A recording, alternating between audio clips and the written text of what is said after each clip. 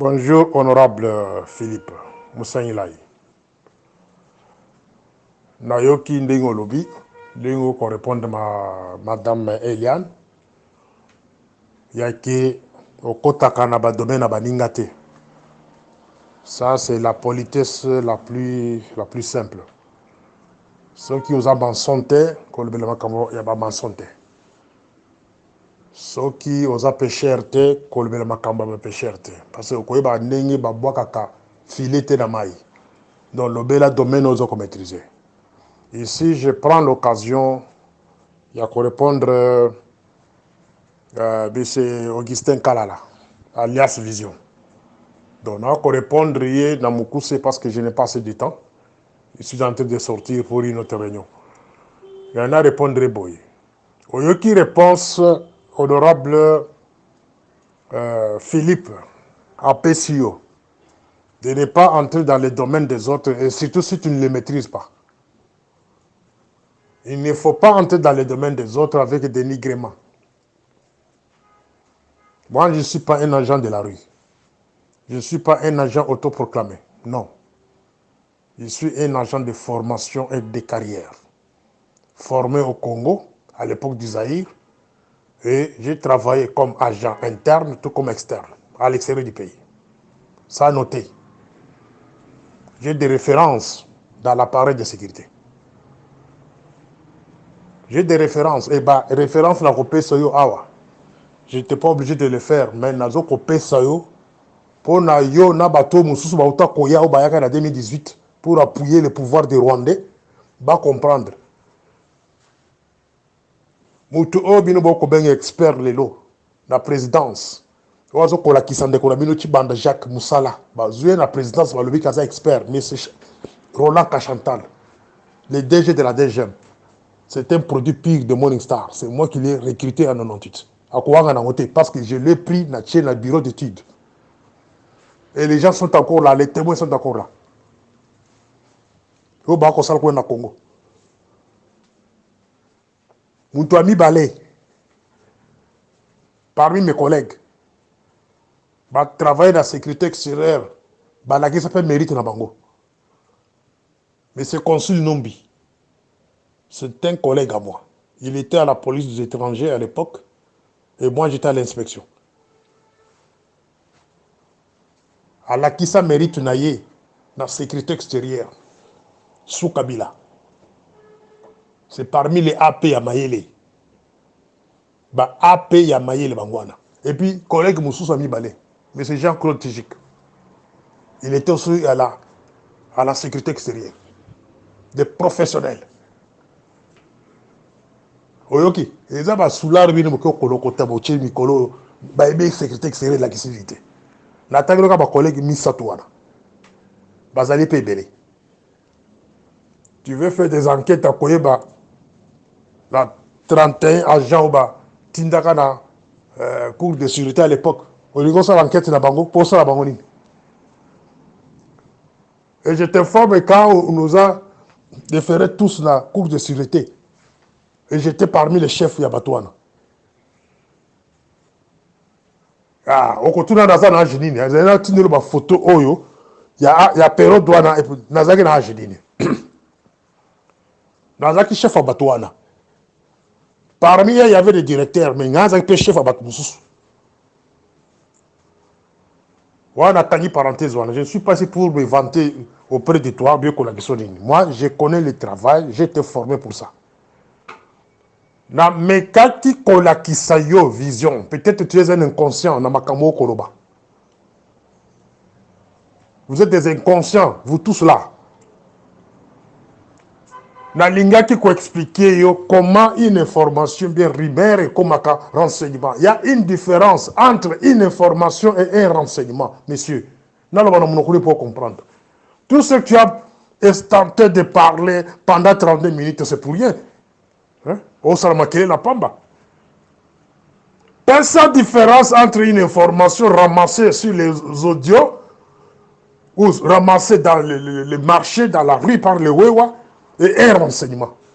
Il y a une Kotaki dans la définition, il y a 5 principes de renseignement. C'est tout. La coco la mongana tongo na que Vision voulait tuer le chef de l'État. Vision bakang ba mona ka osala réunion quelque part na matonge na batumo ko boye baliba bo chef de l'État. Mais il faut que cette information soit analysée.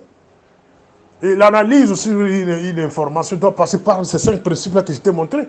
Pour arriver à parler les renseignements, c'est que le chef de l'État doit lire. Le chef de l'État attend à Kaba, information. Le chef de l'État lit ce qu'on appelle les renseignements. Un produit fin. Produit traité, on a quatre laboratoire de traitement. Dans les 3 audios, on a la Kissio. Comment on traite une information? Quelle est l'étape le plus difficile pour un agent? C'est l'analyse d'informations. Vous ramassez les choses sur les réseaux sociaux. Mais pour arriver à les analyser, ça devient notre problème. Il faut des spécialistes. Tout ce que vous parlez sur les réseaux sociaux, ce n'est pas ça les renseignements. C'était ça notre débat entre Nadayo.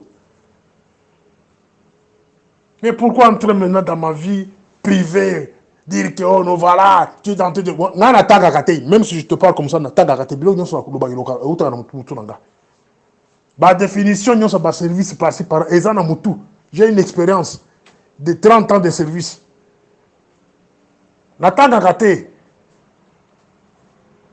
Des recyclages. Chaque fois qu'il y a l'occasion à l'extérieur, dans ça 3 recyclages. Il y a ce qu'on a fait dans l'Américain, dans l'université de Bango. Donc tu peux construire ça. En 2013, dans la salle de Israélite, nous avons fait certificat de Bango. On fait la même chose. Donc nous avons se vanté tes pas dans Bino. Et nous avons fait un recyclage à chaque instant. Dans le cas où c'est toi qui es allé lire parce qu'ils ont domaine en autre. Tu ne le maîtrises pas. Ils ont domaine en autre. Ok, Kotanga. Dans la question que tout ce que vous parlez sur les réseaux sociaux, ce sont des informations, ce sont des énonciations. Et ça demande une étude. Et cette étude-là doit passer par les 5 principes pour qu'il y ait comme un renseignement. C'est ce que tu m'as écrit dans l'inbox. Oh, voilà les vrais renseignements. Je te l'ai dit que non, ce n'est pas les vrais renseignements. Oh, il y a des énonciations. Il y a des informations ramassées par-ci, par-là. Ça ne concerne pas les renseignements. Ce sont des informations qui doivent être traitées. Voilà. Hein, Kalala. Opposé deuxième point Souka sur les moratoires. Dans la question que justice ya mboka na bino. Yemoko président de la République à reconnaître que c'est une justice de malade. Une justice où les droits de l'homme, ils ont coexisté. Association de droits de l'homme, durant la règne de Félix, il y a des choses au niveau de l'Est. Oh, bango faut pas dénoncer. Il y a des choses que bango il faut pas dans la communauté internationale et ça là pour le Congo. Association non solo ba kapiamba, ba katende, ba Christophe Ngoye, ba Chiswa Kaibe, tout ça ba luba, ba kanga biloko wana monsieur. Parce que tu sais qu'ils sont au pouvoir. Ils ont fermé leur bureau, je ne sais pas, par intimidation, par corruption, tu as évité. Ba kanga ba bureau na bango. Il y a des choses que les droits de l'homme devraient commencer à dénoncer. Il y a on a téléminé la lobby que non, Makamori à moratoire, il y a sur la peine de mort. Et ça n'a tinaté. Ce sont des mécanismes mis en place par les Rwandais, les groupes de Rwandais qui sont avec Félix. Bangonde basali ke elo kone bima po ba ko intimider bato. Na la kisio na kata odo na misato. La interprétation qui est le 4e principe, il y a renseignement. Interprétation. L'interpréter dans la kissio que par le passé, il y a eu Covid. Sous Covid, ils ont profité pour tuer tous les proches de Félix Obaliga, Baïdeye, Noko Naïb, Maître Mukendi, Monseigneur Moulumba, Jacques, Tete Kabwe, Kingo Kumwanza. Bakitenge Yesu na la kisi bango Yesu ki le kisa ka bango sous Covid. Ça c'était dans l'interprétation. Donc Covid permettait que non ba exécuter bato nyonso bako kozala ba gênant na moment to côté kala la nalo bana munoko ni pour comprendre hein nalo bana chiluba peut-être au lingala bana muté Covid c'était une occasion pour balayer les gens au bazabadi ko gêner les Rwandais votre groupe là de Rwandais là vos alliés oyoki maintenant les lots d'aspect sur deuxième interprétation toujours dans le cadre il y a dans le quatrième principe il y a renseignement c'est le M23 si j'ai M23 ils ont permettre Bino avec les Rwandais il y a quoi exécuter les gênants bateau va déranger Bino. Vous allez commencer à tuer les innocents sous prétexte il y a M23, ils sont en connivence avec M23. Voilà l'interprétation d'un agent. La base de la maman Eliana, qui a la sécurité, à quoi peut qu'on sur le Koloba. Parce que ça a une bonne compréhension. La base sur le groupe qui a la sécurité, tu vas comprendre facilement. Qu'avec le sujet M23, c'est un prétexte pour permettre que tu sais que tu n'as pas de bombe. Ils vont faire commencer à kokanga bato mbanyongo ozana nyongo général ozana nyongo famille Tshisekedi batia na cadre M23 bakangi babomio voilà hein monsieur Kalala il ne faut pas me provoquer parfois avec certaines histoires aux autres maîtrisant. Si j'ai M23 ce sera une façon il y a Tshisekedi à se maintenir au pouvoir par la force. Il va même changer la constitution. Il va, pour ce délinquant qui vont dans le Parlement, il va changer la constitution, il va passer 5 ans. Sans que lui s'opposer, il va un compte, il y a M23 qui est en connivence avec. Bon, on dit que c'est Tolali, tout ça, dans quelques instants, il y a une réunion. C'est pour chercher voies et moyens pour que ce Congo-là soit sauvé. Bobimi, c'est le M23 pour faire taire aux gens et puis intimider les gens. Constitution va changer yango.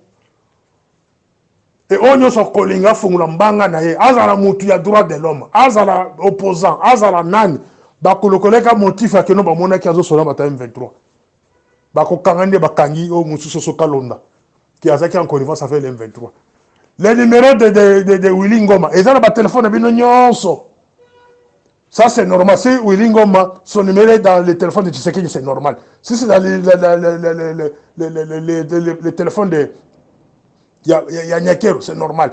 Si le numéro de Willy Ngoma, ils ont un téléphone de Mouya et Patrick, c'est normal. Mais ce qui est commis dans le téléphone d'Angaï, connivence avec le M23. C'est là où j'appelle des bololés. Des bololés. Boko banda ko kanga basuna mboka wana keno bazar connivence avec M23. Bokangi bamboumi bango. Voilà ce que je vous appelais, ce que je vous ai défini dans deuxième, troisième audio nanga keno. Quatrième principe, il y a renseignement, c'est l'interprétation. Tout ce que je te parle maintenant, c'est l'interprétation. Dans les cas, c'est des cas d'interprétation. Vision. Pour conclure, il y a un solo combo qu'on a développé dans l'audio Isokoya. Parce que pour le moment, on a tenté, mais on a développé peut-être dans Boutou. Félix, comme président de la République, il est l'otage de tout neurotique. Ça, Zobik Banako Komasiko. Comment Félix Tshilombo, Antoine, il est l'otage de tout neurotique. 2 points.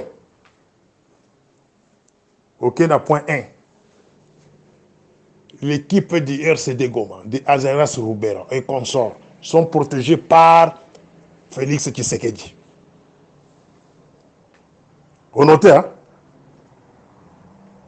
Donc, Roubera et son équipe trouvent refuge autour de Félix.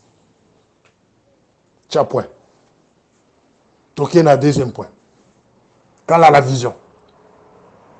Félix Tshisekedi renforce le pouvoir de tout inérotique au Congo. Il leur donne la possibilité de s'installer partout.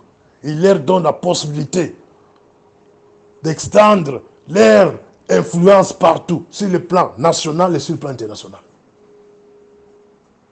Oyokinga koyela kabiso basolo na groupe que oh non voilà tiens Tshisekedi Chilombo voilà. Tshisekedi est l'otage de tout inérotique. Il n'a pas besoin de nous, il a besoin seulement de nous approcher pour nous tuer. Aza pour ça la bataille c'est baïlété. Lui il est là pour renforcer la position des ennemis. D'accord qu'on peut sur exemple belé. Peut-être que choqué. Et que choqué. Kabouya. Tout ce qu'il a posé comme acte, au moins une place rappeler à l'ordre par camarade Félix. Au moins, c'est pour vous montrer que tout ce que Kabouya fait, ça vient de lui. Il y a un continue dans ça le biloko. Et ça lui arrange parce qu'ils ont des plans dans Bangwa, il y a balkanisation du Congo. Kabouya énerve les gens. Dans le moment où on va énerver, il énervé Bakatangé et Bakasaye. Kabouya énerve les Kinois. Dans quel but? Qui est le passage à nord des rebelles. La Katia Kishasa, la Kassa et la Katanga. Facilement. On a des sujets qui ont développé dans l'audio. Oyoki. Na collègue Sabino rôle ya nanga na rébellion oyo parce que batebe ba comprendre rébellion malamuté na collègue Sabino rébellion oyo zobona nanga est égal à Félix est égal à Kagame est égal à les Américains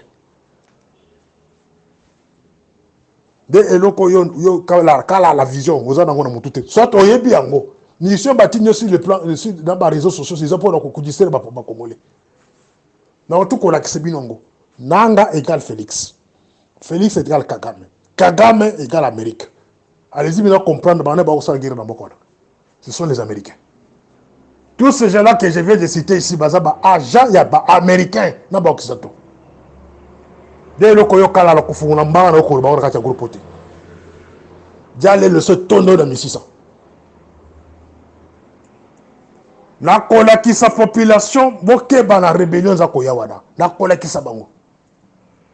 La fois passée, je vous ai montré ici que non, rébellion, bateau le bazar de Félix, babada na rébellion différente. Il y a RCD Goma, il y a MLC, etc. Bawande ba ko diriger bino. Rébellion musu suzo ko ya wana na ba o bazar sur place wana, bazar différente, bazar batu boko. C'est qu'on a ko définir bino rôle mutu na mutu et ce qui vont se passer dans les jours à venir. Kalaté na osa bino audio moya de 20 à 25 minutes. Na kola ki se bino on va se préparer le terrain. Si on peut bololé ou quelque contre la rébellion au collé là. Parce que qu'on identifier bino. Parce qu'on identifier bino. Plan O et basalaka on a ni na Centrafrique.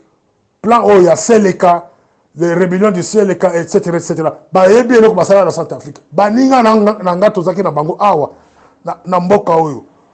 Ba diplomate bazo sans la Centrafrique ba musu na biso ba bozo ngate ba changa tembe ba limoti le bango na ka bango te ba buma bango. Une nouvelle rébellion en Centrafrique contre le pouvoir. Bozelana audio za ko na kopesa bino ba détail pour bien comprendre que les gens comme des Kalala ici et les consorts dans les réseaux sociaux boké ba na discours na bango. C'est pour vous dérouter. Baza ko dérouter bino ba ebi ni ba ko sala.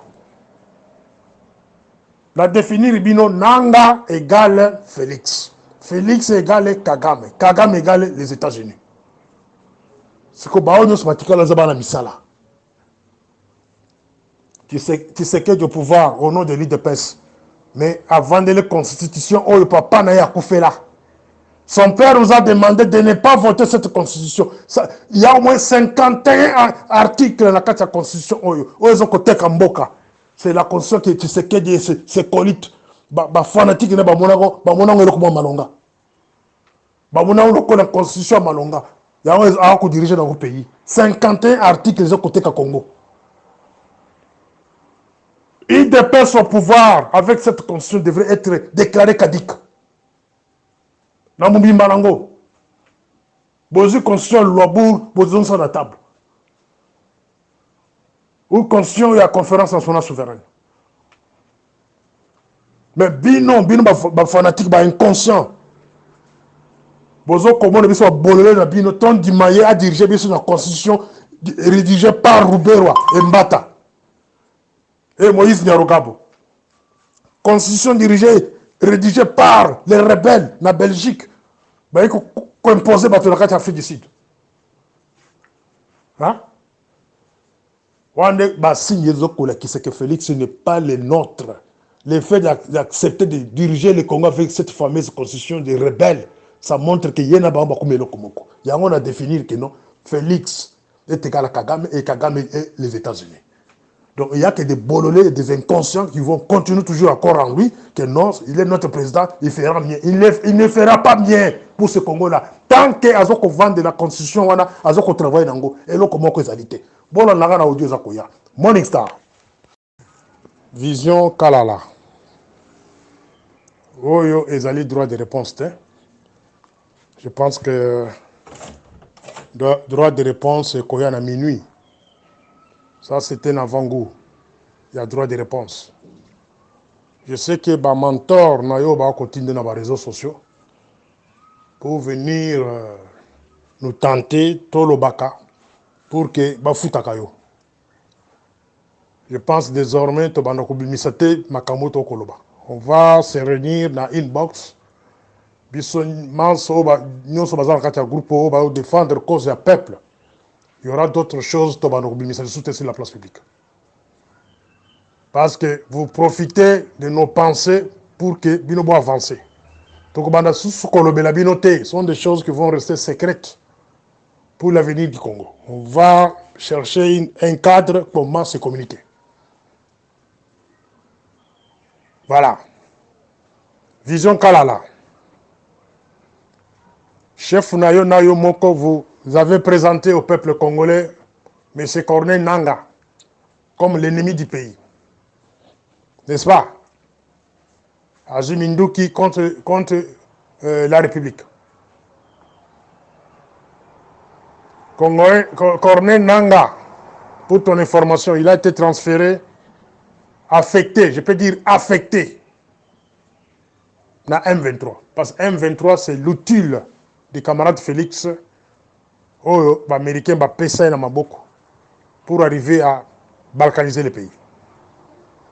Pour balkaniser le pays, il faudrait créer une fausse rébellion et que Tambola dans la province Nyonso et plus tard la province Mosusu et autonome. Fungola Bongo na yo comprendre, penser à Morning Star. Et les moyens de Bosso la kolakisa que non, Nanga, c'est l'agent des camarades de Félix affecté dans la 4e 23. Par contre, bancaire réunion, ce qui chasse hier, j'ai vérifié. Ils sont encore actifs. Des comptes bancaires. Ils sont actifs. Ils sont opérationnels. J'ai mes gens qui sont sur place. Au bas, information. Avec des preuves à l'appui. Compte bancaire, il y a Nanga. Ils sont opérationnels. Voilà le premier élément au noté dans mon tour. Bolingi bomo na biso bolole na bino ba bikolo pour na bino ba torchon na bino ko sakala na bago. Nanga Bolobi qui a créé un mouvement, mais bazan M23 c'est comme M23 égale IDPS. IDPS égale Kabal de Félix. Nanga avant de quitter Kinshasa, il était chez Kabouya à 3 reprises. Quel genre de conversation Babano Kosolo à 1h du matin. À 1h du matin, Kabouya, bah vidéo Ezali, Kabouya confirmé en gros. Il cherchait quoi là-bas? Hein, monsieur? Qu'est-ce que Nanga cherchait là-bas, de l'autre côté? Il cherchait quoi là-bas?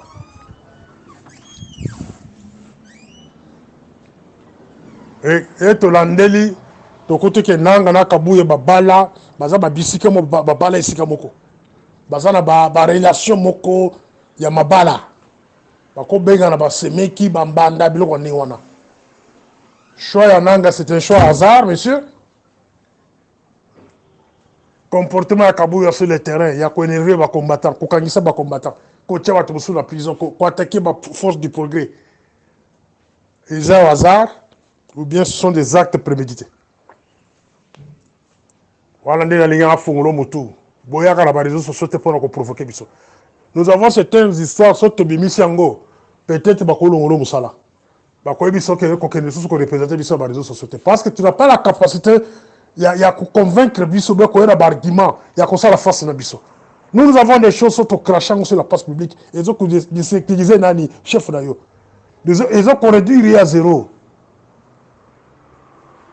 On a démontré que nanga ba compte bancaire opérationnel. Moutaza la rébellion, la première des choses, c'est financement pour que et faciliter les transactions. Mais vous avez laissé ces comptes opérationnels. Dans lesquels but? Et qui contrôle le Congo? Qui contrôle la Banque centrale? N'est-ce pas votre sœur, Malango? Hein?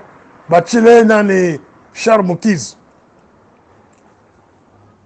Un Rwandais tout. Car là, il ne faut pas nous provoquer. Il ne faut pas nous provoquer. Vous allez provoquer Bissou. Na bazela moko oyo et qu'on a un problème dans l'avenir. Hein, monsieur?